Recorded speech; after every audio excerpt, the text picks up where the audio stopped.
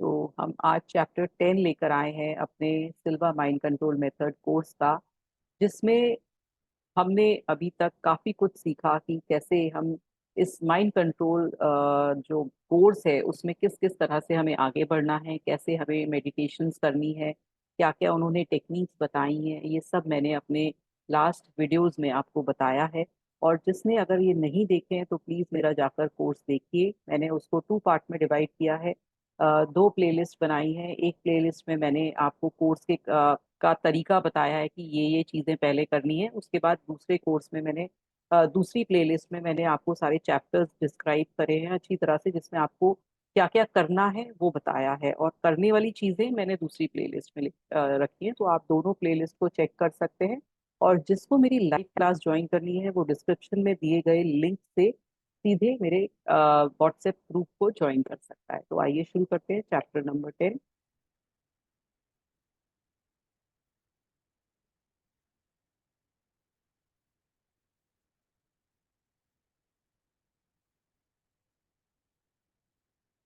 Using your mind to improve your health. अब आपका mind कैसे आपकी हेल्थ को इम्प्रूव कर सकता है।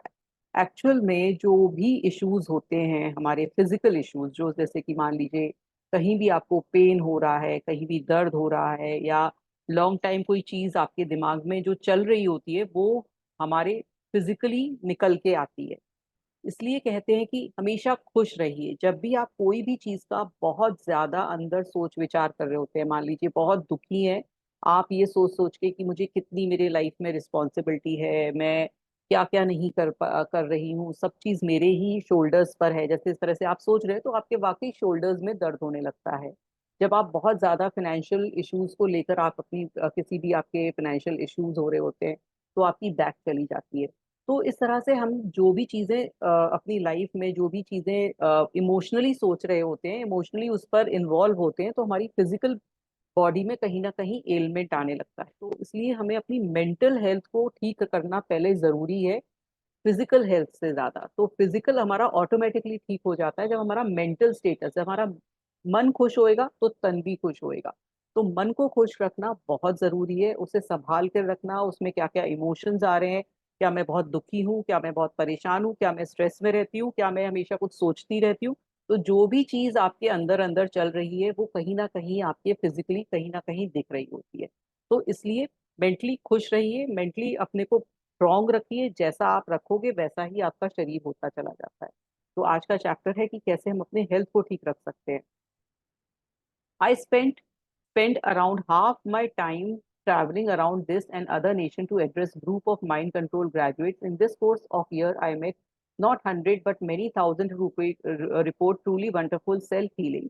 अब वो बोल रहे हैं, होजे सिल्वा बोल रहे हैं कि मैं पूरे वर्ल्ड में घूमा और इतना मैंने इतने सारे नेशंस गए, बहुत सारे देशों में गया, और मैंने देखा कि कैसे अपने आप सेल्फ हील कर कर लोग अपनी बीमारियों को ठीक कर रहे हैं। There are now common place to me.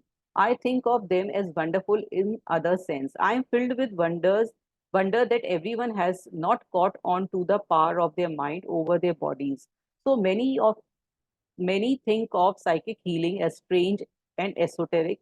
Yet what could be stranger and more esoteric than the powerful prescription drugs with their health threatening side effects? अब कई लोग ऐसे भी हैं जिनको ये लगता है क्या फालतू की चीज है, कैसे हम माइंड कंट्रोल करके अपने बॉडी को ठीक कर सकते हैं। तो वो बोल रहे हैं कि आप इतनी जो वर्स मेडिसिन है, इतनी एंटीबायोटिक स्टेरॉइड्स लेकर उनके साइड इफेक्ट्स नहीं देखते हैं, और आप सोच रहे हैं कि माइंड कंट्रोल कर कर मैं ठीक नहीं हो सकता, जिसमें ना आपका कोई साइड इफेक्ट होगा ना आपको कोई परेशानी होगी। सिंपल उनकी टेक्निक से अगर अपनाकर अगर आप कुछ सही कर सकते हैं अपने जीवन में तो बहुत अच्छी बात है। तो आप ये ना सोचिए कि ये फालतू की टेक्निक है। In all my experience with psychic healing I have never experience और सीन और heard of a single harmful side effect. अब वो बोल रहे हैं कि अगर ठीक है कुछ नहीं होगा तो साइड इफेक्ट नहीं होगा। अगर आप मेडिसिन खाते हैं तो उसके बहुत सारे साइड इफेक्ट होते हैं, तो वो चीज तो बिल्कुल यहाँ पर नहीं आएगी आपको। मतलब ठीक है मेरी बीमारी ठीक नहीं हुई लेकिन शांति बहुत मिलेगी, बहुत पीस लगेगा आपको, बहुत सारी चीजों में आपको फायदा होगा जो कि आप बाद में रियलाइज करेंगे जब आप इस कोर्स को करने लगेंगे seriously. Medical research is finding out more and more about the relationship between the body and mind. Of all the different seemingly unrelated research efforts, there is a fascinating consistency about the findings, the mind turns out to play a mysterious powerful role. अब वो कह रहे हैं बहुत सारी research अभी तक हो रही है कि माइंड और बॉडी में क्या कोई कनेक्शन है, या बॉडी अलग है माइंड अलग है, वो अपनी तरह से एक्ट करता है। पर आपको पता है कि हमारा हर हर ऑर्गन का अपना अपना ब्रेन है। जब कहते हैं कि एक हमारा माइंड में ब्रेन है, एक हमारा पेट में ब्रेन होता है, गट। जब हम एकदम कुछ साइकिल चला रहे हैं, स्कूटर चला रहे हैं, तो एकदम कोई व्हीकल सामने आ जाता है तो हमारा माइंड रिस्पॉन्ड नहीं करता, हमारे पेट में कुछ होता है तो हमारे माइंड कह रहा है, मतलब हमारा जो माइंड है वो पेट में, गट में भी हमारा माइंड है जो कि हमें रोक रहा होता है, कुछ ऐसा फीलिंग करता है कि उधर भी कुछ होने लगता है। किसी से हम पहली बार मिलते हैं, जब हमारा बहुत किसी से अफेक्शन होता है तो कहते हैं ना बटरफ्लाईज पेट में हो रही है, तो वो पेट, हमारा पेट वाला जो है, गट है जो हमारा, उधर भी एक माइंड होता है जो कि पूरी तरह से रिस्पॉन्ड करता है। कई लोग बोलते हैं कि हमारे एक एक ऑर्गन में अपना अपना माइंड है। हार्ट हमारा अपनी तरह से रिस्पॉन्ड करता है, हमारे को बहुत सारी चीजें अपने हार्ट पर फील होती हैं। जब हम बहुत स्ट्रेस में होते हैं तो हमारा हार्ट एकदम पंप करने लगता है ब्लड को तेज तेज तेज तेज, या बहुत कभी कभी स्लो करने लगता है। तो ये सब हार्ट का भी एक अपना माइंड है जो हमें अपना रिस्पॉन्स दे रहा होता है। तो इस तरह से डिफरेंट डिफरेंट चीजों का हमारा डिफरेंट डिफरेंट तरीका माइंड है। और इसकी फाइंडिंग्स चल रही हैं अभी अभी भी, और अभी भी ये सोचा जा रहा है कि शायद है या नहीं है। If mind control were perfect, it is not, we are still learning. और वो कह रहे हैं कि अभी भी हम, मतलब रिसर्च चल रही है, लेकिन कभी काफी फाइंड आउट हो चुका है कि अगर हम अपनी मेंटल स्टेट को, अगर खुश रहते हैं, मेंटल स्टेट को सही रखते हैं, तो हमारी बीमारी ऑटोमेटिकली ठीक होती जाती है। और इसमें बहुत सारी फाइंडिंग्स हुई हैं, मिराकुलस रिजल्ट्स हुए हैं कि कई लोगों ने बिना मेडिसिन के भी अपनी बीमारियों को ठीक किया है। कैंसर जैसी फोर्थ स्टेज वाली कैंसर को भी ठीक किया है। तो ऐसा नहीं है कि माइंड की बिल्कुल भी कोई रोल ही नहीं है हमारे ठीक होने पर। माइंड का पूरा रोल है। अगर हम कहते हैं ना खुश रहिए, सब कहते हैं खुश रहो, अपने आप सही हो जाएगा सब चीज, अपनी आप बीमारी सही हो जाएगी, तो ये बिल्कुल वाकई ठीक है कि जितना हम खुश रहेंगे हमारी बीमारी हम तक नहीं आएगी, और जितना हम बीमारी को हावी कर लेंगे उतनी आ जाती है। जैसे कभी आपने देखा होगा कि शायद अब बहुत ज्यादा हमारी सुनने में आता है कि कैंसर बहुत ज्यादा हो रहा है। कोई पेशेंट है बिल्कुल स्वस्थ है, बिल्कुल ठीक है, जैसे ही उसको पता चलता है, डायग्नोस होता है कि मुझे कैंसर है, उसकी लाइफ कम हो जाती है, क्योंकि हमारा माइंड वर्क करने लगता है, उसको ये लगने लगता है अब मेरा थोड़ा टाइम बचा है, अब मैं जाने वाला हूँ। अगर वो ये रिवर्स कर ले, अगर वो ये सोचने लगे नहीं मेरे पास जितना टाइम है मैं खुश रहूंगा और मैं सही हो जाऊंगा और मेरा जो भी है मैं सही करके दिखाऊंगा, तो वो रिवर्स होने लगता है। कई रीडिंग, बहुत सारी रीडिंग्स है जिसमें लोगों ने कैंसर को भी मतलब बिल्कुल अब उन पर जीत पा ली है। तो वो ही है कि हमारा माइंड हमसे सब कुछ करा लेता है, जैसे ही पता चलता है तो हम उसमें, मतलब कोई डॉक्टर ने बोला कि आपको ये बड़ी बीमारी है, तो आप उसमें इतने डर और फियर हो जाएगा, आपकी फैमिली को फियर हो जाएगा कि आप सब लोग फियर में आकर वो उस बीमारी को और ज्यादा इंटेंस बना लेते हैं। तो हमारा माइंड को हमें ठीक रखना है, और उसको बहुत तेजी से, माइंड का अगर ठीक रखेंगे तो बहुत तेजी से हमारी बॉडी भी ठीक होने लगती है। क्योंकि बॉडी में पूरी हीलिंग पावर है, हम लेकर पैदा हुए हैं हीलिंग को, लेकिन हम क्यों भुला दिया है? क्योंकि हम सोचते विचारते दुख होते हुए डरते हुए अपनी बॉडी को खराब कर रहे हैं। तो हमारी बॉडी की जो ऑटोमेटिक हीलिंग पावर है वो कम हो जाती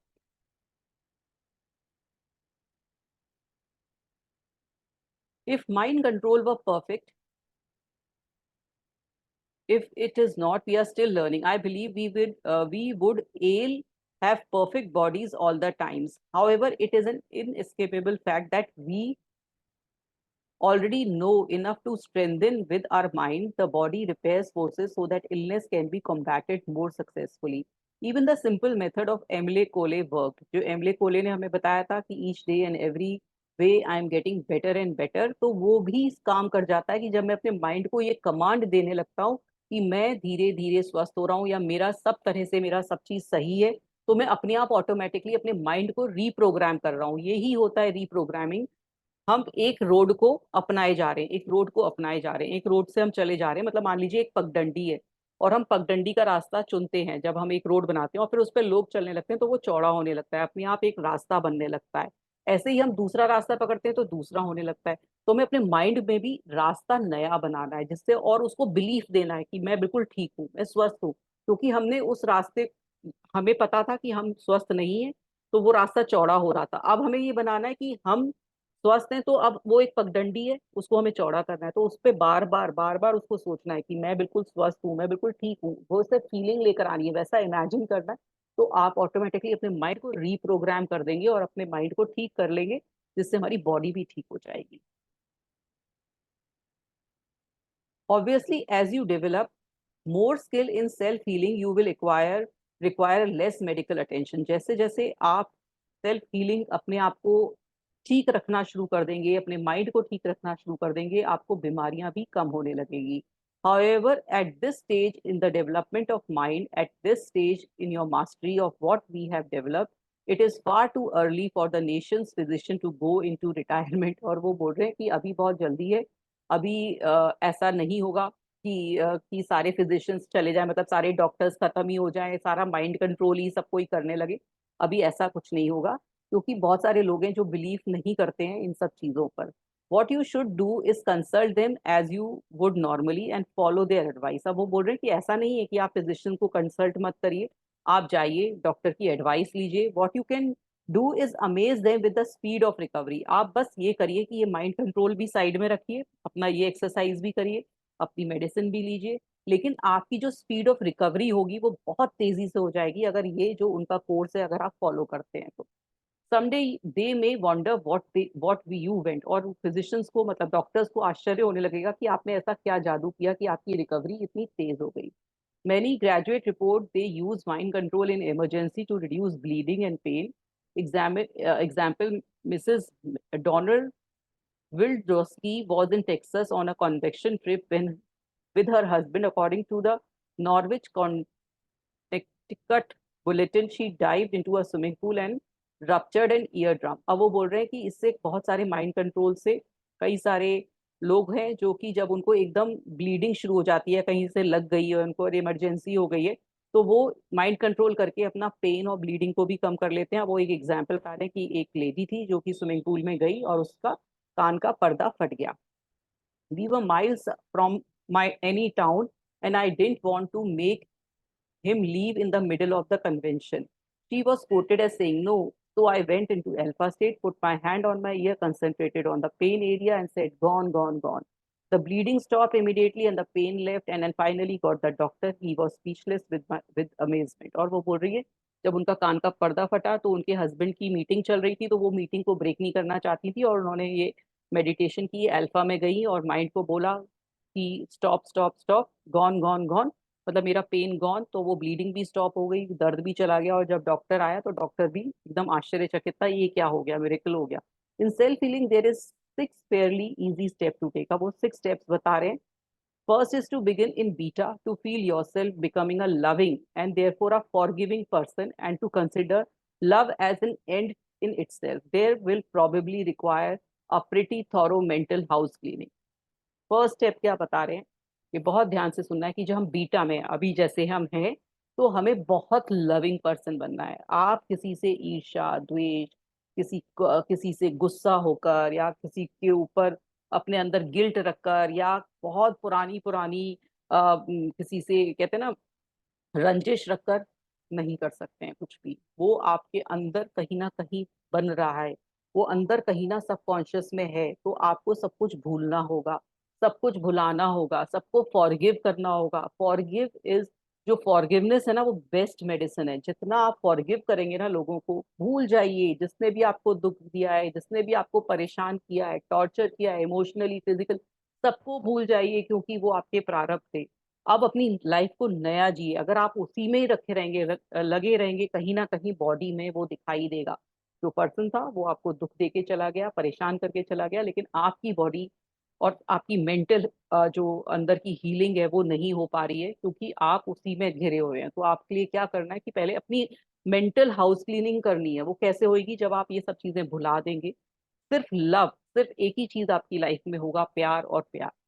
अब सेकंड स्टेप क्या है कि go to your level. This alone is a major step towards self healing, because as I mentioned much earlier, at this level the negative work of the mind, all its guilt and anger is neutralized and the body is set free to do what nature designed it to do, prepare itself. You may of course have very real feeling of guilt and anger, but we have found that these will be experienced only at outer or beta level, and they tend to disappear as you practice mind control. Second, वो बोल रहे हैं जैसे ही आप alpha level में जाएंगे, तो आप आपका जो भी गिल्ट है, एंगर है, फियर है, वो धीरे धीरे कम होने लगेगा और एक स्टेट ऐसी आएगी कि आप बिल्कुल इससे हट जाएंगे. मे बी आप, ऐसा हो सकता है कि बीटा लेवल पे जब आप जगे हैं, आप मतलब जैसे हम हैं अभी इस समय, हो सकता है कि आपको किसी के लिए गिल्ट है या फियर आ भी जाए, लेकिन अल्फा लेवल पे आपका धीरे धीरे खत्म होने लगेगा, और जैसे जैसे वो खत्म हो जाएगा ऑटोमेटिकली आपकी आपकी बॉडी की हीलिंग होने लगेगी। थर्ड क्या है कि mentally speak to your self about step one, express your desire to achieve a thorough mental house cleaning, to use positive word, to think positively, to become loving forgiving person. अब third point क्या है कि आपको बार बार first point को याद रखना है कि मैं एक ऐसा इंसान हूँ जो कि बिल्कुल ही लविंग हूँ, बहुत प्यार है मेरे अंदर, I am very loving, I am very caring, और मैं हर चीज को भुला देता हूँ, मैंने अपनी सब चीज को भुला रखा है, सब चीज से मैं, जो भी मेरे अंदर है वो सब कुछ खत्म हो चुका है, वो मैंने सब कुछ निकाल दिया है, जो भी जिन जिन लोगों ने भी मुझे दुख परेशान किया मैं उनको फॉरगिव करता हूँ, और उनकी भी अच्छाई के लिए, मतलब उनकी लाइफ में अच्छा हो वो मैं चाहता हूँ, क्योंकि मैंने उनसे बहुत कुछ सीखा, मैंने उनके कारण इतना ग्रो कर गया, मुझे इतनी सारी शांति मिली। मैं क्योंकि इस माइंड कोर्स में भी इसलिए ही आया क्योंकि मुझे बहुत सारी परेशानियां थी, तो इसलिए मुझे कहीं ना कहीं ग्रो करने का मौका मिला, तो मैं उन सबको भूल जाता हूँ, उन सबको भुलाता हूँ। तो ये सब बार बार आपको याद करना है कि आप नहीं है जो कि पहले थे, अब आप ग्रो कर चुके हैं, आपका माइंड रीप्रोग्राम हो रहा है।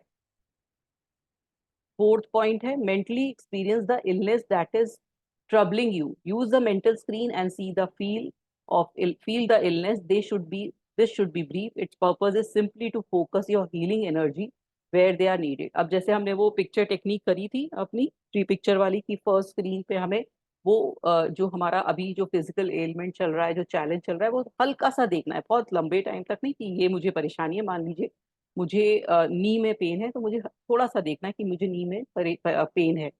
Fifthly, quickly erase this image of your illness and experience yourself as completely cured.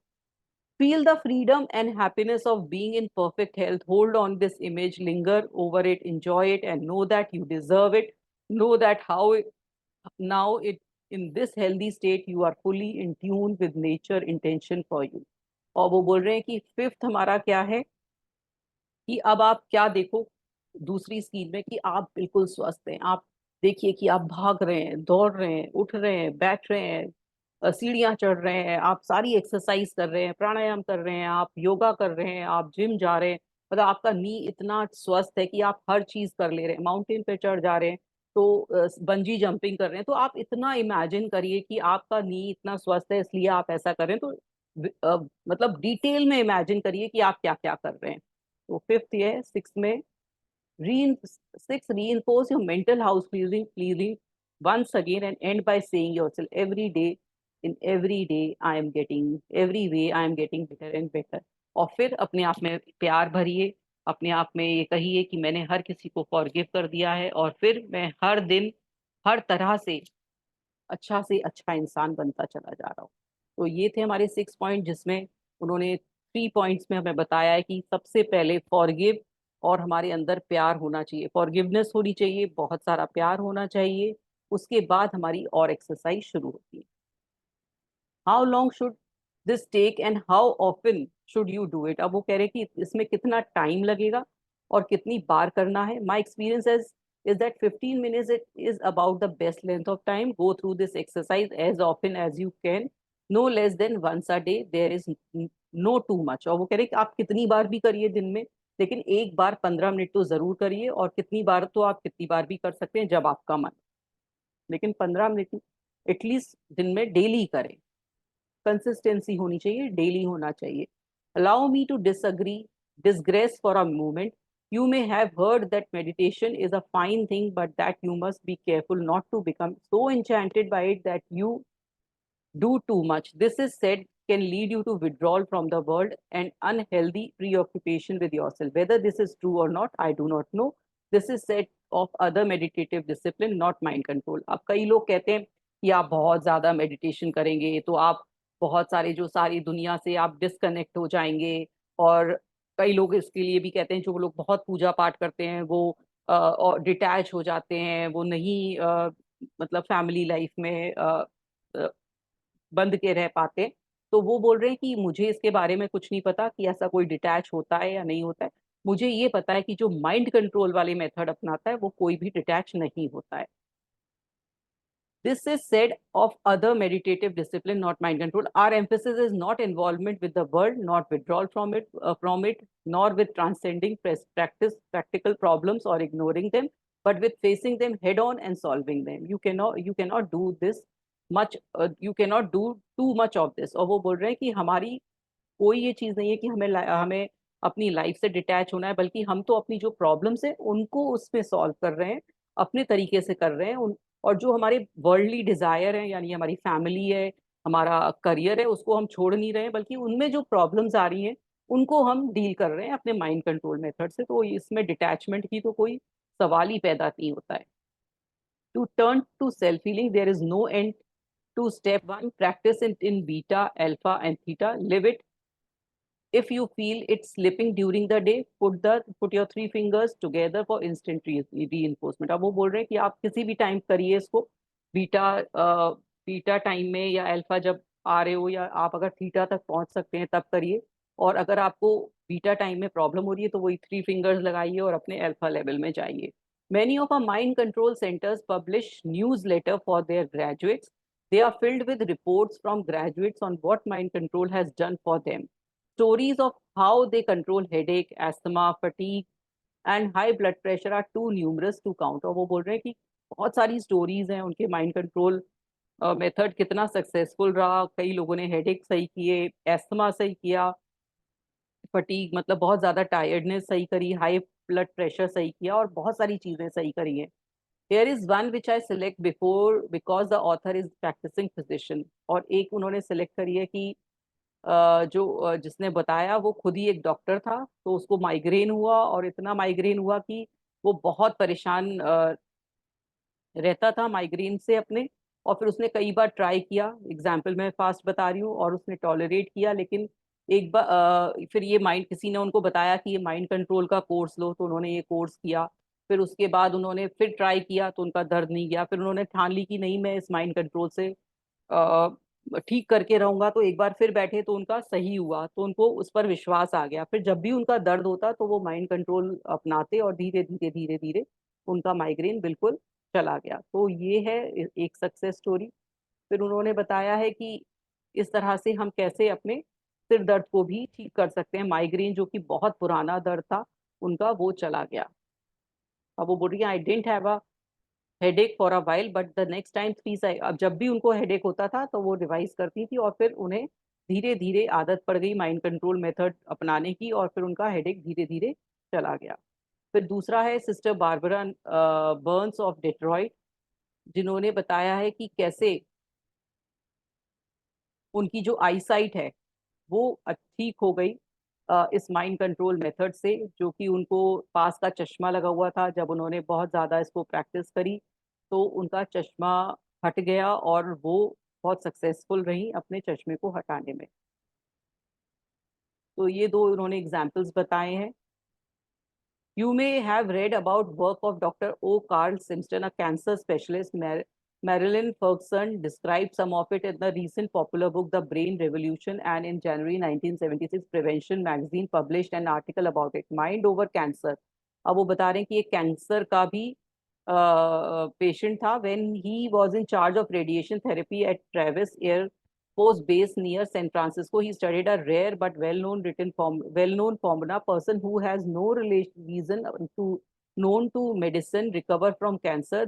These are known as spontaneous remission, and they constitute a very small percentage of all cancer patients. If he could learn why these patients recover, Dr. Simpson reasoned perhaps he could find the way to cause remission to occur. He found that these patients had something very important in common. They are often positive, optimistic, determined people. अब वो बोल रहे हैं कि कई cancer patient जो ठीक हो जाते हैं वो क्यों ठीक होते हैं, क्योंकि वो पॉजिटिव होते हैं, वो आशावादी होते हैं, और वो डिटरमाइंड होते हैं कि वो ठीक करके रहेंगे अपनी चीज को। In an address to Boston Convention on Mind Control in 1974, he said the biggest single emotional factor identified by the investigators in the development of cancer is significant loss 6 to 18 months prior to the diagnosis of the disease. This has been shown. This has been shown in several long time studies by independent investigators with groups we see that it is not just the loss that it is significant factor, but it is the way that loss is received by the individual. अब वो बोल रहे हैं वही है जो हमने पहले भी डिस्कस किया कि कैसे हम उसको लेते हैं, उससे कैंसर बहुत इफेक्ट करता है। क्या हम डर रहे हैं, परेशान हो रहे हैं? You see the loss has to be sufficient to cause a feeling of helplessness, hopelessness that persist on the part of the patient. Thus, it would seem that his basic resistance goes down, allowing the malignancy to develop clinically. जब हम अपने अंदर से इच्छा, जीने की इच्छा छोड़ देते हैं, तो हमारा बॉडी बॉडी पहले तो फाइट करता है कि नहीं आप करो करो करो, लेकिन जब आप अंदर से इच्छा छोड़ दोगे ना, हमारा माइंड छोड़ देता है कि अब क्या करूंगा जी के, इतनी सारी मेडिसिन खानी पड़ रही है, ये परेशानी है, वो परेशानी है। तो फिर बॉडी भी धीरे धीरे धीरे हमारी वो छोड़ देती है, उसकी रेजिस्टेंस कम होती जाती है, जो उसकी हीलिंग पावर है, जो ऑटोमेटिकली हील कर सकती है, वो भी खत्म होती जाती है। तो इसलिए पॉजिटिव रहना बहुत ज्यादा जरूरी है किसी भी बीमारी के लिए। अगर आप किसी भी बीमारी को लेकर बहुत पॉजिटिव रहेंगे, उसे लेट गो करते रहेंगे कि ठीक है हो गई कोई बात नहीं है, अब मैं तो बिल्कुल ठीक हूँ, तो आप अगर आपका कांस्टेंट दिमाग उसी में लगा हुआ है तो वो आपको परेशान ही परेशान करेगा। In another study of Travis Air Force Base reported in Journal of Transpersonal Psychology, Dr. Simpson rated the attitude of 152 cancer patients in 5 categories from strongly negative to strongly positive. Then he rated their responses to therapy from excellent to poor. For 20 of these patients result their treatment very excellent, though the condition of 14 of them was so serious that they would have had less than a 50% of chance of living 5 years. What tipped the balance was their positive attitude. अब वो बोल रहे हैं कि उन्होंने एक research करी जिन लोगों को बहुत ज्यादा मतलब हाई लेवल कैंसर था, ज्यादा स्टेज पहुंच चुके थे, लेकिन उनमें बहुत ज्यादा जील थी जीने की और खुश रहने की, तो वो उन पर जो दवाई का इफेक्ट था वो ज्यादा अच्छी तरह से हो रहा था। और जिनमें नहीं थी तो उनका उनके ऊपर असर कम हो रहा था। However, when some of more positive patients returned home, there was a turn around in their attitude, and we saw that their disease changed correspondingly. Clearly, their attitude, rather the severity of the illness, played the strongest role. और वो बोल रहे हैं जब उनका attitude अच्छा था तो उन्होंने अपनी बीमारी से भी लड़ा और वो जल्दी ठीक हुए। Doctor Elmer Green of the Menninger Foundation was quoted by the general editor as saying Carl and Stephanie Simonton are getting remarkable result in cancer control by coupling visualization for psychology self-regulation with traditional radiology। और उन्होंने जो ये doctor थे उन्होंने visualisation कराया, patients को अच्छा देखने की पिक्चर दिखवाई, जैसे हम लोग सीख रहे हैं कि वो अपने को स्वस्थ देख रहे हैं। संग में उनकी ये भी चल रही है, रेडियोलॉजी भी चल रही है, उनको कीमो भी चल रही है और संग में वो विजुअलाइज भी कर रहे हैं, तो उन पर बहुत जल्दी असर हुआ। In this Boston speech, Dr. Simpson quoted that president of the American Cancer Society, Eugen Pendergrass, who said in 1900, there is some evidence that the course of disease is general in affected by emotional distress। जो भी हमें disease होती है वो हमारे emotions के कारण होती है, कि हम इमोशनली खुश हैं, दुख है, स्ट्रेस में है, गुस्से में है, उससे हर इवन गुस्से से भी अलग तरह की डिजीज होती है। तो जो ज्यादा गुस्सा करता है उसको अलग तरह का, उसको एसिडिटी रहने लगती है, तो तरह तरह की चीजें हैं जो हमारे इमोशंस पर डिपेंड करती हैं। एक बुक है लुइस हे की, you can heal your life है शायद, जिसमें उन्होंने डिफरेंट डिफरेंट बहुत छोटे छोटे सूक्ष्म सूक्ष्म मतलब बताए हैं कि छोटे छोटे इमोशन से भी क्या क्या हमें प्रॉब्लम्स आ सकती हैं। It is my sincere hope that we can widen the quest to include the distinct possibility that within one mind is a power capable of exerting forces which can either enhance and exhibit the process of this disease। Doctor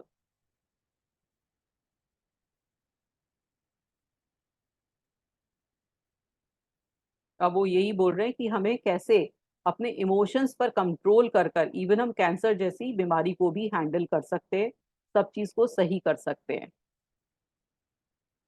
Most people visualize a cancer cell as being very ugly, mean, insidious thing that can sneak around and very powerful। अब वो बोलते हैं ज्यादातर लोग cancer को, जैसे हम लोग भी बात करते हैं कि कितना खराब है, ये कैसे हो जाता है, ये तो बेकार चीज है, एक बार किसी को हो गया ये छोड़ता नहीं है, once it get started there is nothing body can do, और कुछ नहीं हो सकता, कैंसर सेल इज नॉर्मल। वो कह रहे हैं कि ऐसा कुछ नहीं है, कैंसर एक नॉर्मल सेल है और it is a very stupid cell है, वो बहुत बेवकूफ सेल है। It reproduce so rapidly that many times it will come इनका pass its own blood supply and starve itself, it is weak. अब वो बोल रहे हैं कि इतना जल्दी जल्दी वो रिप्रोड्यूस करता है और कि वो अपने आप ही इतनी जल्दी उसको सप्लाई नहीं मिल पाती है, तो वो खुद ही वीक है।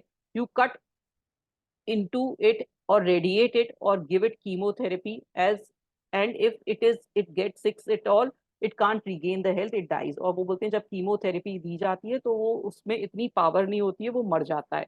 लेकिन क्या होता है कि हम हमारा जो माइंड है वो उसे दोबारा डेवलप कर लेता है, क्योंकि बार बार हम डर रहे होते हैं कहीं दोबारा तो नहीं हो जाएगा, मुझे डॉक्टर ने बता दिया है मैं बिल्कुल ठीक हूँ लेकिन शायद मुझे दोबारा हो, तो फिर दोबारा रीग्रो कर जाता है। तो हमारे माइंड ही उसको रीग्रो कर रहा होता है, जबकि वो बोल रहे हैं कि बिल्कुल स्टूपिड सेल है वो।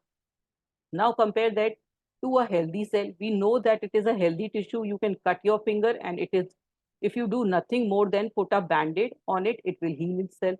We know that the normal tissue can repair itself. They don't divert their own blood supply. Yet look at dimensional image we have of those things. You can see the power we ascribe to the disease by our fear and mental imaginary we। अब वो बोल रहे हैं जैसे हमारे cut लगाए तो हम ये सोचते हैं ये तो ठीक हो जाएगा, एक बैंडेड लगा लूंगी मैं ठीक हो जाएगा। तो आप कैंसर सेल को भी क्यों नहीं सोच रहे हो कि ये ठीक हो जाएगा? क्योंकि हमें इतना डरा दिया है, हमें ऐसा बिलीफ दे दिया है कि ये चीज हो गई है तो ये ठीक नहीं हो सकती। हमारा माइंड भी ये कहने लगता है, हमारी सोसाइटी ये कहने लगती है, हमारा डॉक्टर ये कहने लगता है।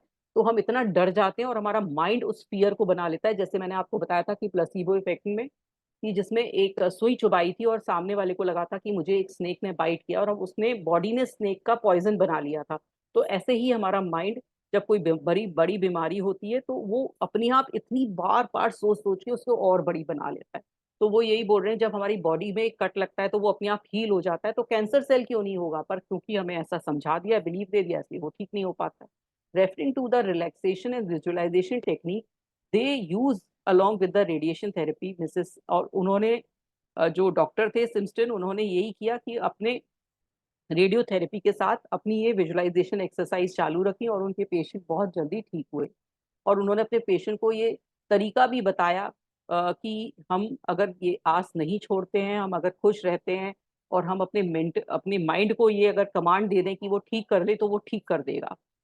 What we talk about is picturing what we want to come about before we believe it will come out. It seems to be important to picture in that way। जो भी हम अपनी लाइफ में चाहते हैं, चाहे बीमारी हो या कुछ भी, अगर हम पहले से उस पिक्चर को देख लें तो वो जल्दी हमारे पास आती है और उसको पिक्चर बनाने लगे। तो वो उन्होंने अपने पेशेंट्स को यही सिखाया कि वो जब ठीक हो जाएंगे, उससे बाहर निकल आएंगे, तो वो कैसी अपनी लाइफ लीड करेंगे, तो उन्हें पहले से ही विजुअलाइज इमेजिन कराने लगे।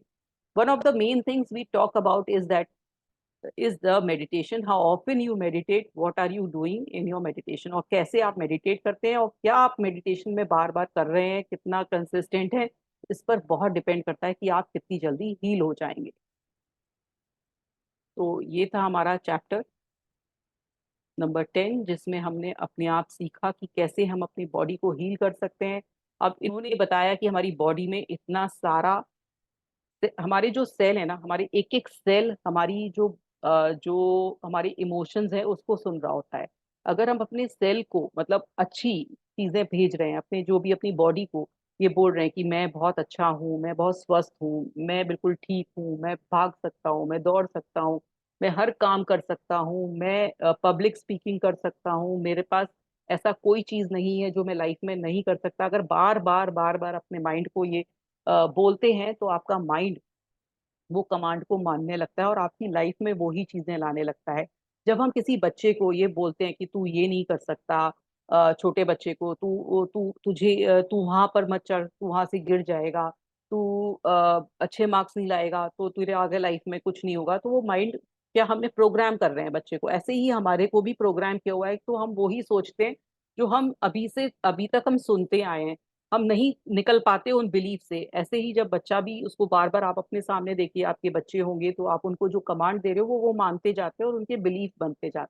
इसलिए बोलते हैं कि बच्चों को हमेशा अच्छे कमांड दीजिए, बच्चों को मत बोलिए कि वो कुछ नहीं कर पाएगा या वो नहीं कर पाएगी, या ऊपर मत चढ़ो, नीचे मत जाओ, यहाँ मत कूदो, ये मत करो, वो मत करो। तो इतना टोका टाकी जो करते हो तो वो बच्चे के बिलीफ सिस्टम बनता जाता है और फिर वो सदियों सदियों तक, और इवन हमारे डीएनए तक में आता है कि हमसे जो बोला गया है वो हमारे अभी भी डीएनए में भी है। मतलब हमारे जो फोर फादर्स ने भी जो सोचा था वो हमारे अंदर आता है। तो इसलिए अपनी लाइफ को चेंज करें जिससे आगे की जो डीएनए है वो अच्छा बने, वो अच्छी चीजें लेकर जाए आपके थ्रू।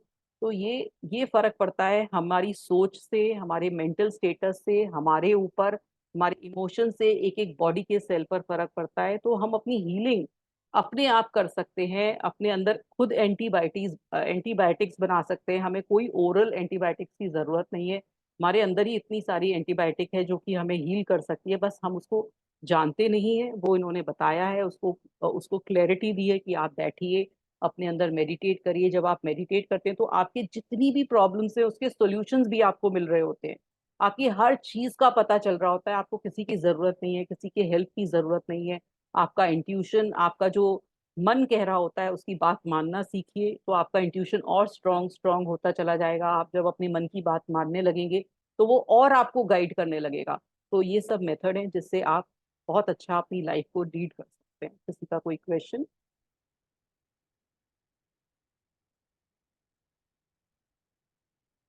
कोई क्वेश्चन पूछना चाहता है?